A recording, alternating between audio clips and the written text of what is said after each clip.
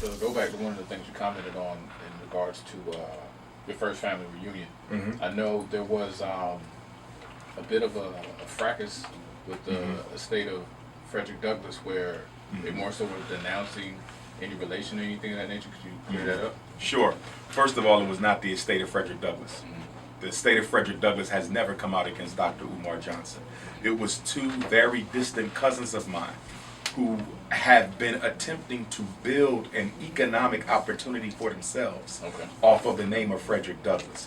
See, the problem you get with dealing with Frederick Douglass if you're trying to exploit his name for profit is the fact that whenever somebody needs someone to speak on Frederick Douglass, they're going to call on somebody who has never attempted to use his name for profit, and that's Dr. Umar Johnson. So they see me, I'm blocking their ability to monopolize his name so they can go around the country and do lectures and things like that. Because I believe they're creating a museum, or there is a museum. A museum for who? For Frederick Douglass? Well, there's always been Frederick Douglass museums, but those are under the National Historical Society. The U.S. parks. There's no private one. Black people don't have much of private anything. The U.S. government owns 95% of every black history site you can name. So, but that letter that Roland Martin read from on that interview did not come from Frederick Douglass's family. It came from two Negroes within the family who would very much like to get me out the way. They think I'm the reason they can't get paid off of Frederick Douglass. That's what they think. It's partly true, because anytime somebody wants to get some authentic commentary on Frederick Douglass, they probably would ask me, because I'm a blood relative and I'm more prominent in the social sphere than they are. But they also fail to recognize that my work has nothing to do, or very little to do, with being related to Frederick Douglass. I've never been invited to speak yet where they said, we want you to come and talk on Frederick Douglass. It hasn't happened. I've never been invited to speak yet where they said, because you're related to Frederick Douglass, we want to come and hear you. You follow? But they don't seem to understand it. They think I'm the reason they can't hustle Frederick Douglass's name when I have absolutely nothing to do with it. I've seen, go ahead.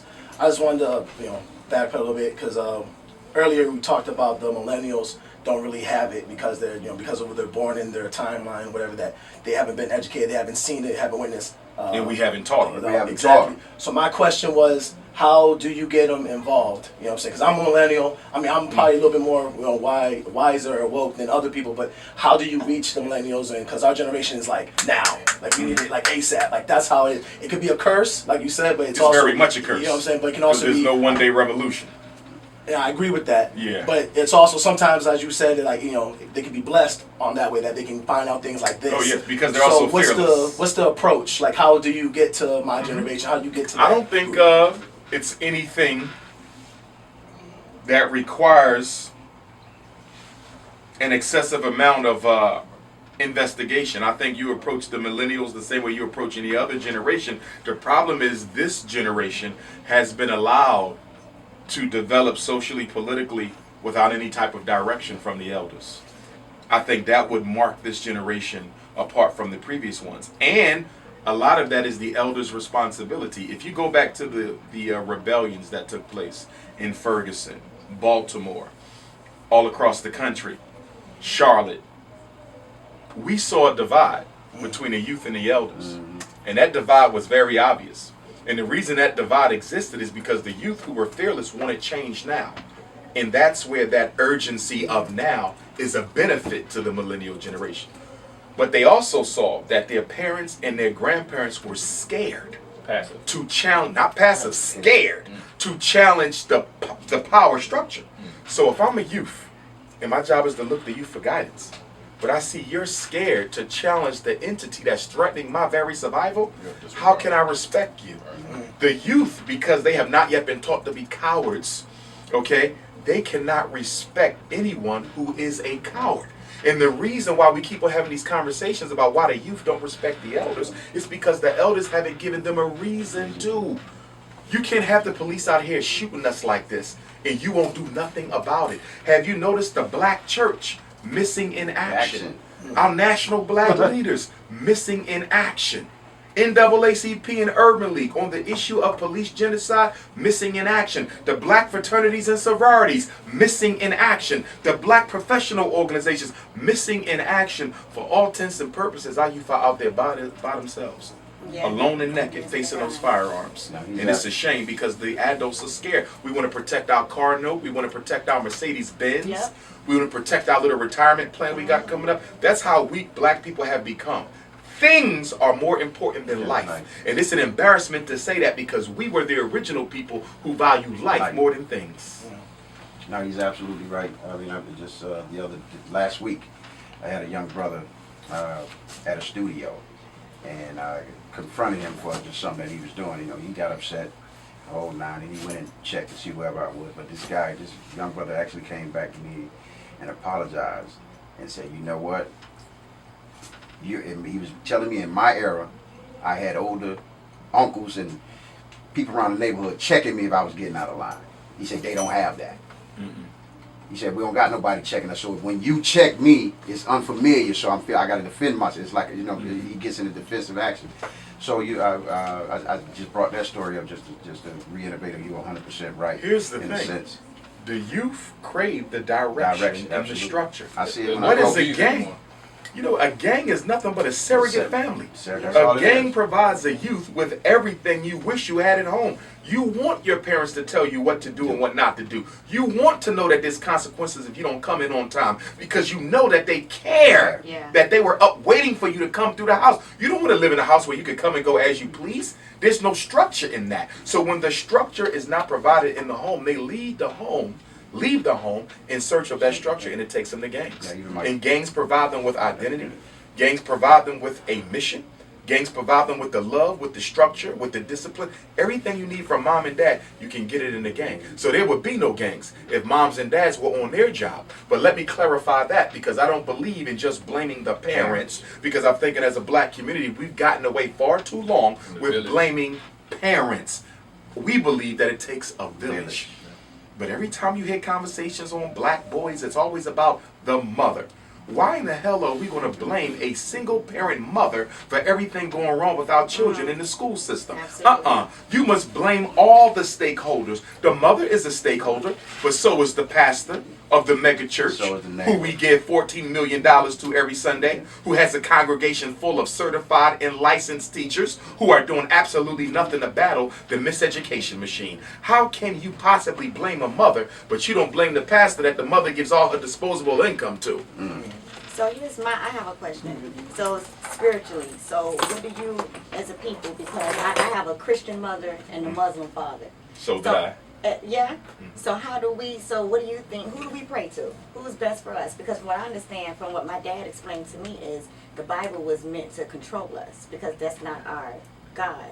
He's human. Okay. First of all, we're older than Islam and Christianity. Okay. That's number first. We was first. Yeah, so that's why I disagree. Organized. Yeah. So who do you pray to? But stay with me. Okay. There is no one name that you can use to describe supreme consciousness because supreme consciousness existed before us. So how can we name that which predated our own origin? I understand. Okay. So with that being said, whether you want to say Allah, Jehovah, Amin Ra, Chukwu, Nyame, Olodumare, any name is sufficient if it relates to you because you cannot really name that which is unnameable. Okay. It's the same thing when we get into conversations of what to call ourselves. People say, are we African? Are we Moors? Are we this? Are we that? We are all that and much more.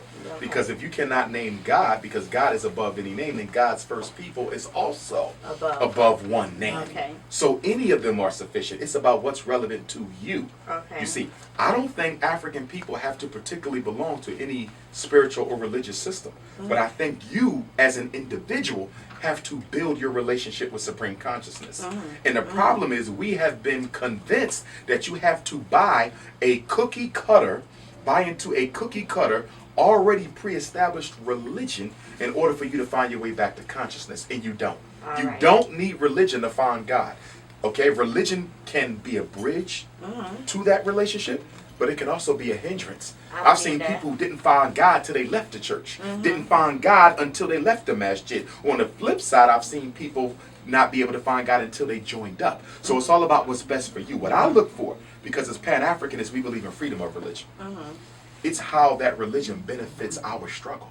In other words, if you Muslim and your Islam allows you to fight next to your brother for the liberty, freedom, and justice of African people, I have no problem with your Islam. Okay. On the flip side, if your Christianity tells you that you are not allowed to participate in any race-based struggle, even if it is for the survival of your people, and that you're not allowed to see racism for what it is because you believe in a colorblind God, then your religion has just become an enemy of our struggle, and I will reject it. So it's not what you believe, it's the political behavior that manifests from those core beliefs. I agree. Now, as a rule, though, if I had to take a vote and somebody said, listen, there's no in between, you either have to say we should keep religion or get rid of it. Let's just say we had to take a vote. Okay. And you either had to get rid of religion or keep it, I would get rid of it. When you look at the role that religion has But if played, you had to choose, what would you choose? I'm getting rid of it.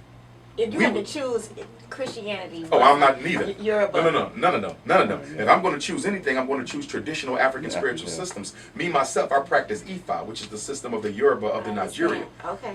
You follow? So I'm going to go with an African traditionalist system because we were dealing with God way before Abraham, Jesus, and Muhammad were born. Absolutely. So we don't need none of those, Okay. although I can respect people who choose to walk that path. Absolutely. I have a question from someone at the home off of Facebook Live. They basically asking if you're familiar with John Henry Clark, and if so, what do you think is the, you know what I'm saying, your connection of values, or what do you disagree with him, or just a little I don't quick disagree snippet? with him at all. John Henry Clark was the last of the great revolutionary Pan-African nationalists. We are of the same ideology.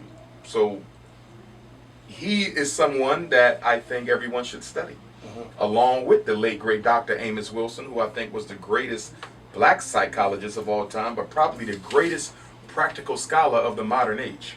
So though Dr. Yusuf bin Yakinen, another Pan-African nationalist, we are all brothers within the same political ideology. He said the only solution to the problems we have is revolutionary Pan-African nationalism. Period, point blank, in the story. Islam ain't saving us, Christianity ain't saving us, integration ain't saving us, democracy ain't saving us. First of all, black people need to understand something. If voting could change anything for you, it would be illegal. People out here. And you be getting on me when I get the word, I keep telling you. Now, let me clarify though. Let me clarify. Yeah, let him finish now. Let him finish. Let me You be in the clarify. line voting? Voting can be an effective tactic.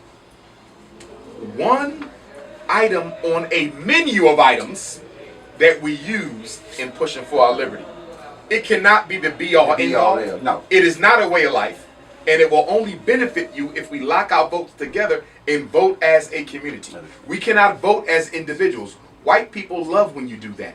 Negroes love when you do it too. Because if you take where we are now, Broward County, if all the black folk in Broward County are voting as individuals, no matter who gets in office, they don't have to be accountable to you. Because the vote is so scattered and helter-skelter. You understand? I don't have to be accountable to y'all because y'all didn't vote as black people. Y'all voted as Democrats and Republicans. But if you tie that together and say, we as a people, This group. are voting this way, right. now they got to be accountable because if they don't deliver, they know you can replace them the next election. So what I'm saying is, if we're going to vote, make it count and organize it. But to tell people to just go and vote because your ancestors died for it, that's ridiculous. But I also want to clarify the historical record. Our ancestors did not die for us to vote. They died for freedom. The vote was the tactic in their lifetime that they thought was most likely to deliver that freedom. Yeah. So now, in this day and time, we get to reevaluate and determine what do we think the tactic is that is most likely to deliver that freedom. Don't confuse the goal with the tactic to achieve it. Oh.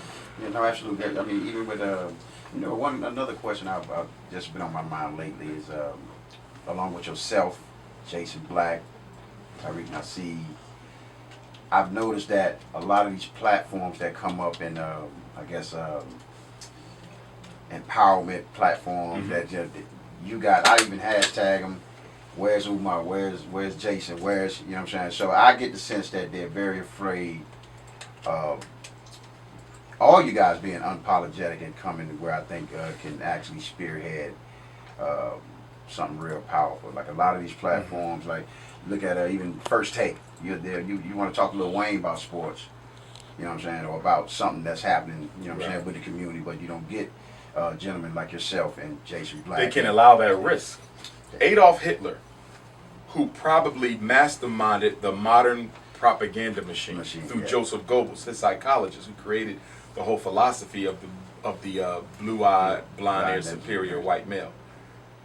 Hitler basically taught that the worst thing you could ever do is allow the oppressed to be given an opportunity to tell their narrative. If you notice, you're never allowed to tell your narrative. The corner boy never tells his narrative. The single black mother never tells her narrative. They go and get a bourgeois Negro to tell your narrative for you because they know they're not going to represent it accurately. That's why they have these buffers. Ben Carson. You see, they'll get Michael Eric Dyson, no disrespect. Yeah. Cornel West, no disrespect, but you're not unapologetic in your handcuffed to integrationism. And that's the only narrative you hear parroted. So when people around the world want to know about the black reality, they never get the truth of it because it's always being funneled through selected Negroes, not black leaders leading blacks. Yeah, no, and I would like to add Big Killer Mike out of Atlanta to that as well. Like I just, you guys that I absolutely call big fellas, y'all walk and talk and stand like big fellas. So definitely commend you and all the rest of them. And shout out to those brothers. Yeah. No,